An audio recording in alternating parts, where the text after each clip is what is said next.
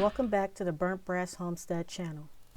Today is Black Friday, and like years before, it was chaotic, including a mall shooting in Durham, North Carolina this afternoon, where it was reported that 3 people were shot.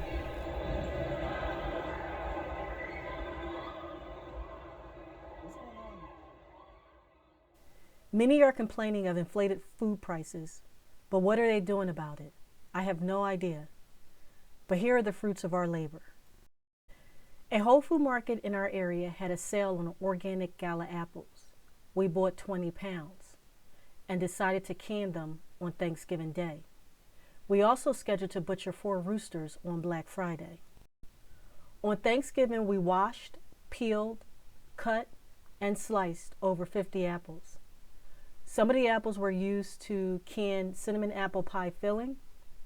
Some were used to dehydrate apple slices, and some were eaten. Instead of discarding the large pile of apple peels and cores, some were given to the chickens, but the majority was used to make apple jelly. Performing this labor of love in the comfort of our home was far more productive and satisfying than wasting money on overpriced electronics or an aggressive, unruly crowd.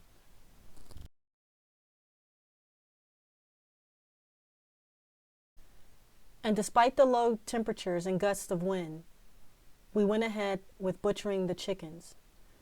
We had to dig a hole for the chicken combs, get the water up to the correct temperatures to defeather the birds, then catch the birds. The 20 pounds of apples cost less than $20.